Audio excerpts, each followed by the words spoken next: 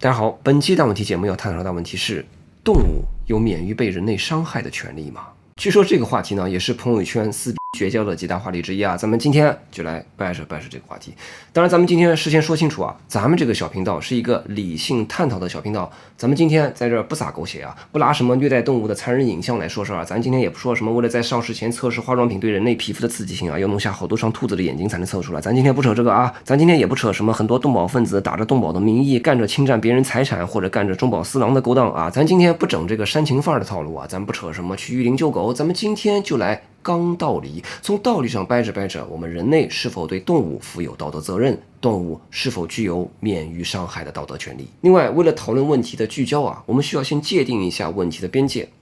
估计这没有人会认为虐待动物是对的，是值得提倡的，对吧？哪怕你是个吃肉的人，你都会觉得在宰杀动物的时候尽量不要去虐待动物，这一点咱们今天没什么好讨论的。我们今天要讨论的是不是说任何伤害动物的行为，任何给动物造成痛苦的行为，包括一切宰杀和囚禁动物的行为，都在道德上是错误的。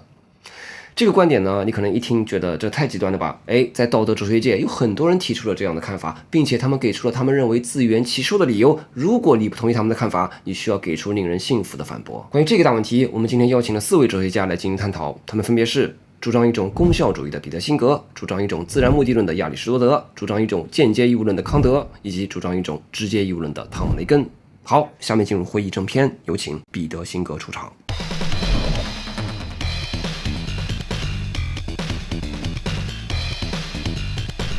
彼得辛格可以说是当今动物权利领域里面的思想旗手，他是一个澳大利亚人，目前在普林斯顿大学担任生物伦理学的教授。他在1975年出版的《动物解放》这本书可以说是动物权利领域里里程碑式的一部著作。辛格教授的主张包括：第一，纯素主义，这不仅包括不吃肉啊，也包括停止使用任何动物制品，包括像羊绒啊、丝绸啊、皮革啊，以及使用动物材料制作的化妆品等等。第二，尽可能的废除动物实验。总之呢，他呼吁停止一切对动物造成伤害的行为，包括像宰杀啊、虐待啊、囚禁啊等等等等。当然，一听辛格的这些主张呢，可能直觉上会觉得这也太激进了吧？什么还不让我们吃肉了？这也太荒谬了吧？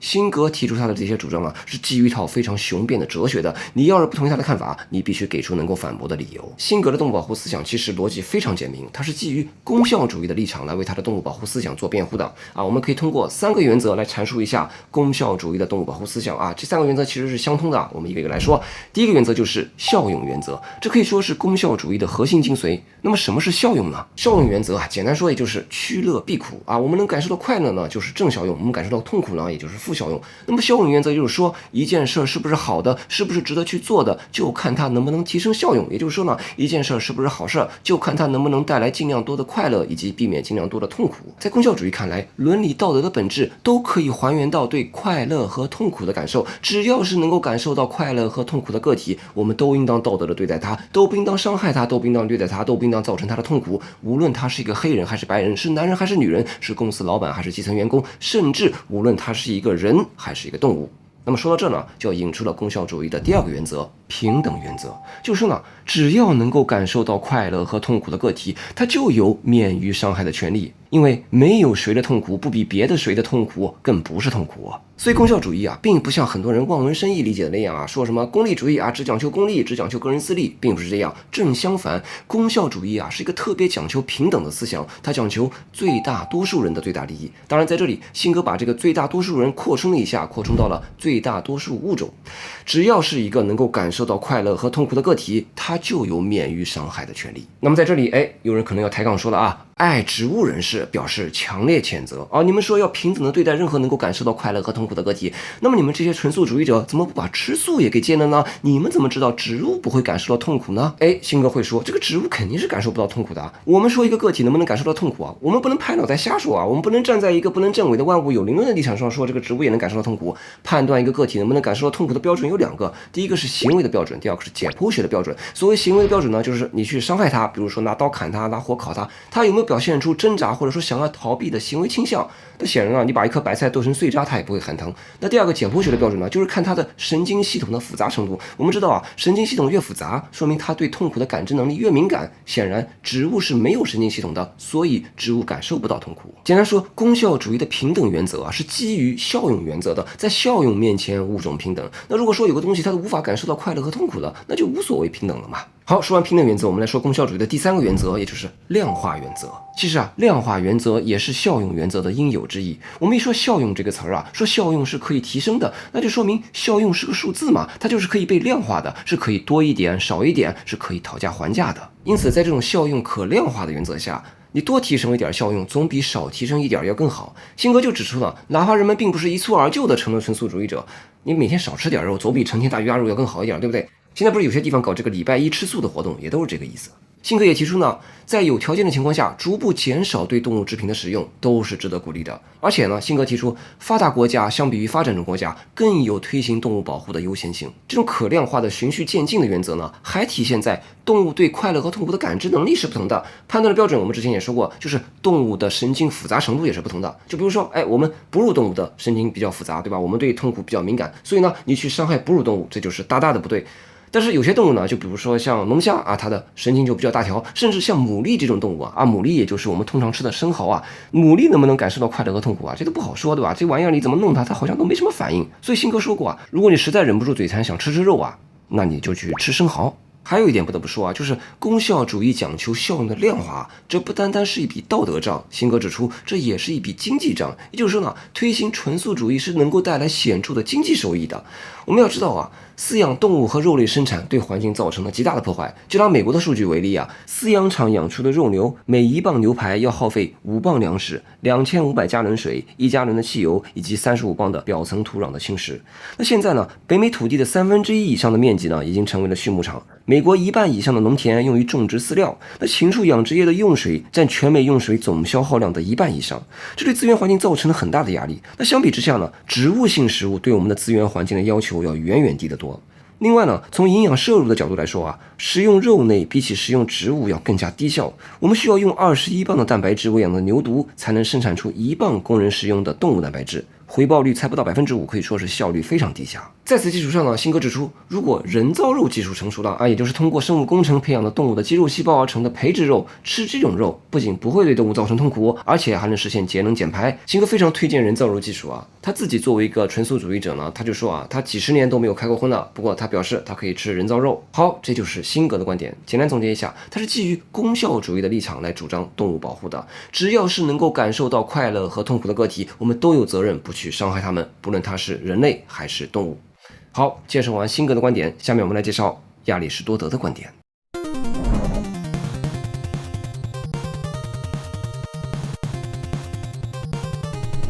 人对动物负有道德责任吗？亚里士多德会怎么看待这个问题呢？我们之前介绍的功效主义的主张其实是一种去人类中心的主张。也就是说呢，人类并不是什么宇宙的中心，并不天经地义的比其他动物更高等，一切伦理道德都可以还原为量上的差异也就是效用的差异。那么亚里士多德对此会如何评论呢？亚里士多德会说，这简直就是逆天而为，不知好歹，不明是非，把高的说成是低的，把低的说成是高的。亚里士多德会说，大自然中的万物并不是毫无差别的平等的呀，自然万物当然是有高低秩序的呀。古希腊哲人的世界观是一种自然目的论的世界观相信现在还是有不少人有这样的世界观所谓的自然目的论，简单说也就是这个大自然本身是有一个等级秩序的，大自然中的万物呢是有一个高下之分的等级链条的，在这个等级链条中，人类就是高等的，而动物就是低等的，低的东西只是作为实现高的东西的手段。因此在亚里士多德看来，人类根本没有善待动物的道德责任。那么亚里士多德是怎么来论证人比其他动物更高等的呢？亚里士多德通过对不同生命的灵魂的划分来论证这一点的。在亚里士多德看来呢，一切生命都是有灵魂的在这里呢，我们也无需把亚里士多德说的灵魂理解我们通常在鬼故事里面看的那种会飞并且会吸人精气的灵魂亚里士多德说的灵魂简单说也就是生命的本质和形式，是生命最核心的那个功能，是让这个生命活起来的那个功能我们来打比方说就好比说眼睛的灵魂是看，一把斧子的灵魂是劈砍，所以我们会说呢，一把不能劈砍的道具斧子是没有灵魂的。亚里士多德呢，把生命所具有的灵魂分成了3种，分别是植物灵魂、动物灵魂以及理智灵魂。植物灵魂具有摄取营养的功能，动物灵魂具有感觉和移动的功能，而理智灵魂具有思考的功能。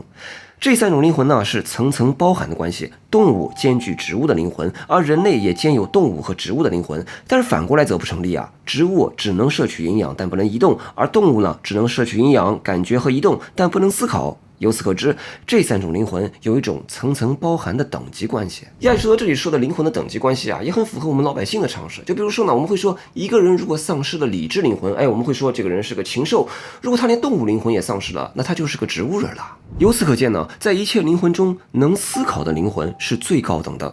亚里士多德这里所说的最高等意味着什么呢？它意味着在自然中总是较高级的存在者支配和推动较低级的存在者。这就是说呢，大自然中的这个等级链条啊，其实是一种手段和目的的链条。较低存在者的存在是作为实现较高存在者的手段，较高的存在者是目的。因此，亚里士多德会说，大自然中缘何生长着丰美的植物，乃是为了滋养动物；而动物又为何会存在呢？乃是为了供养人类。动物的使命就是为人类提供食物以及各类器具，这就是大自然的安排，这就是天道。这就是亚里士多德的看法，不知道你认不认同呢？好，介绍完亚里士多德的看法，下面我们来介绍康德的看法。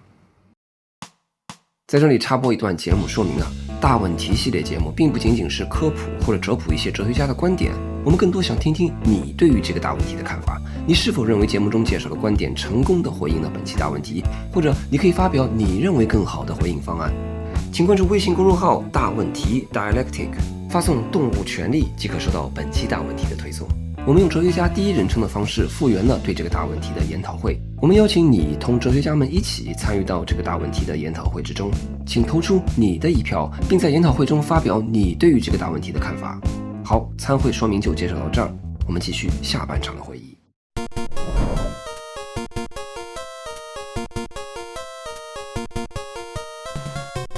我们对动物是否负有道德责任呢？这个问题啊，对于康德来说非常简单，答案就是没有。因为在康德哲学这里，也只有理性的存在者才谈得上道德，而动物是没有理性的。因此，我们对动物无需承担道德责任。其实这一点在康德之前的笛卡尔已经明确表示过了。笛卡尔认为，只有人才有理性，动物是没有理性的。动物并不会思考，它们只是依据身体器官赋予的本能在行动。笛卡尔就说了，动物只是机器，我们对机器是无需承担道德责任的。这就好像我们毁坏了一辆自行车以后要对自行车道歉一样，这显然是很荒谬的。其实，在这一点上，康德和笛卡尔的看法是一样的，也只有理性的存在者才谈得上道德。我们知道啊，在康德哲学里面有一个非常著名的口号，叫做“人是目的”。什么叫人是目的呢？简单说，也就是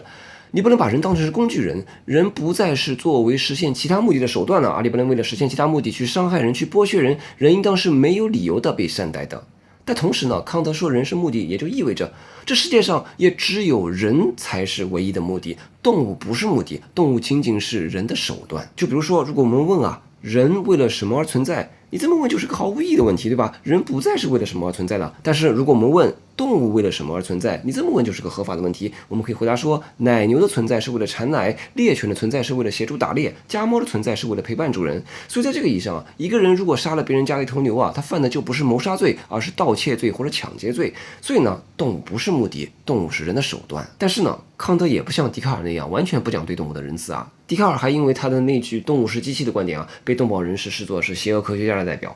康德在这一点上和笛卡尔不一样，康德认为我们应当善待动物，我们应当尽量避免对动物的残忍。为什么呢？这倒不是什么动物本身具有什么权利啊，人是目的这一点在康德这里是颠扑不破的啊。我们应当善待动物呢，还是因为人是目的？我们对动物的道德责任能够培养我们对人的道德责任。这就是说呢，我们对动物负有一种间接的道德义务，这种间接的道德义务呢，是一种作为手段的义务，其目的还是为了人。康德就说呢，我们可以通过善待动物来引导和维护我们对人的道德责任。一个对待动物残忍的人呢，在处理人际关系的时候就容易变得残忍。康德就举了个例子啊，就说有一只狗，它长期忠实的服务于它的主人，那么这份服务当然是值得回报的喽。当这只狗老了以后，无法再效劳于它的主人的时候，它的主人依然应当尽心照料这只狗，直到这只狗死去。但是呢，如果狗主人并没有精心照料这只狗，而是把这只狗给杀了，注意哦，这并不是说狗主人没有尽到对这只狗的责任，因为狗是没有理性的，人对狗并不承担直接的道德责任。但是我们依然可以评价说，狗主人的这个做法是不人道的，因为这是有害于狗主人自身的人性的，而这个人性是相对于其他人而言的。一个经常对待自家狗的人，在对待其他人的时候，也往往缺乏仁慈。这就是康德的观点。简单总结，我们对动物并没有直接的道德责任，因为也只有理性的人才是目的本身。同时呢，也正因为此，也正因为我们对人的直接责任，才衍生出了我们对动物的间接责任。基于这种间接责任呢，我们应当尽量善待动物啊，这就是康德的观点。好，介绍完康德的观点，下面我们来介绍汤姆·雷根的观点。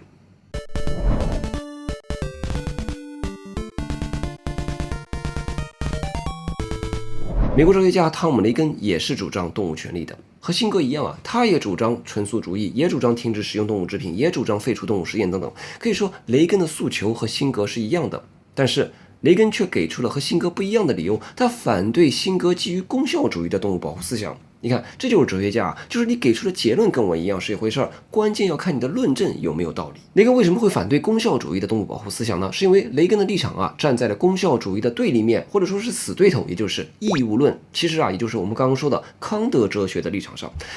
为什么雷根在康德哲学的立场上居然得出了动物保护的结论呢？咱们慢慢说啊，先从雷根批判辛格的功效主义说起。功效主义啊，它有个问题，就是虽然他嘴上说啊，效用面前人人平等，或者说效用面前物种平等，但是每个个体在效用面前啊，他就只是个工具人而已。每个个体并不是因为他内在的人性或者说内在的生命价值而被尊重的，尊重你呢，只是因为有一个比你更高的东西，那就是对快乐和痛苦的感受，也就是效用。而效用是抽象的，是非人的，是非生命的。你呢，只是为了实现效用数字不断提升的工具而已。雷根就打了个比方啊，就说我们每一个人啊，就相当于一个杯子啊，一个容器。这个杯子里面呢，装了不同比例的甜水和苦水。那么在功效主义者看来啊，真正有价值的并不是你这个人，你就是个工具，你就是个容器而已。你的目的是实现让甜水更多而苦水更少。那么这就会造成一个问题啊，如果能够实现社会上加总起来的甜水更多而苦水更少的话，如果通过砸坏几个杯子就能实现这一点的话，在功效主义者看来这就是值得的，对吧？这就是我们通常说的电车难题里面，为了换来更大的利益，牺牲一些无辜的人，在功效主义者看来就是值得的。所以说，即便功效主义的立场能够推导出动物保护的结论，雷根也是不能接受功效主义的立场的，对吧？如果功效主义是对的话，那是不是说我保护了100头奶牛，极大的提高动物效用以后，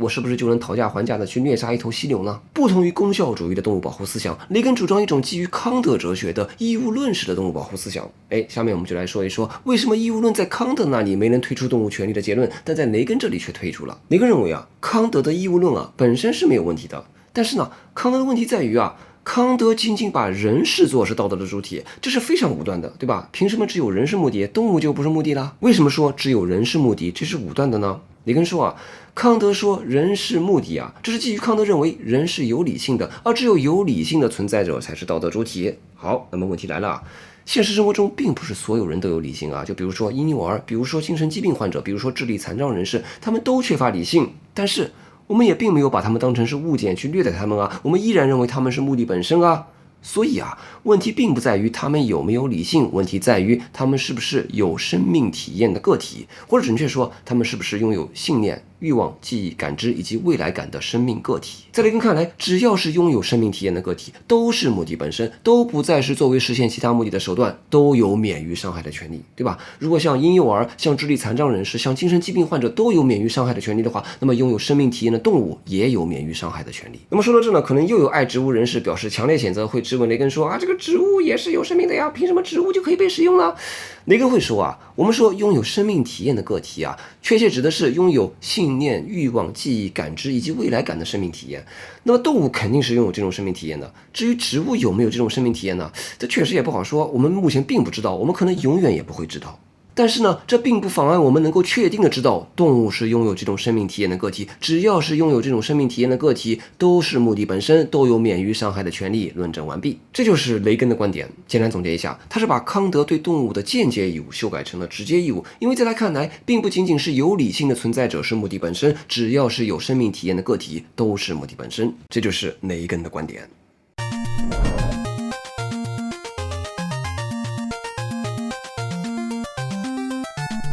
本期关于动物权利的大问题，我们介绍了4位哲学家的看法。简单总结一下，主张一种功效主义的辛格认为，只要是能够感受到快乐和痛苦的个体，我们都有责任不去伤害他们，不论他们是人类还是动物。主张一种自然目的论的亚里士多德认为，大自然是有一个高下之分的等级链条的，在这个链条上，人类就是比动物更高等，高等的存在者是无需为低等的存在者承担道德责任的。主张一种间接义务论的康德认为，我们对动物没有直接的道德责任，我们对动物只有一种间接的责任，这种间接责任是由我们对人的直接责任衍生出来的。主张一种直接义务论的雷根认为，只要是有生命体验的个体，都是目的本身，都有免于伤害的权利。今天介绍的这4位哲学家的观点，你更认同哪一个呢？孟子曰：君子之于禽兽也，见其生，不忍见其死，闻其声，不忍食其肉，是以君子远庖厨也。我想今天无需讨论的是，我们对待动物应当抱以仁慈之心，应当避免虐待动物，应当尽量去保护动物。但是问题在于，我们对待动物的保护应当扩大到什么程度就应当停止了。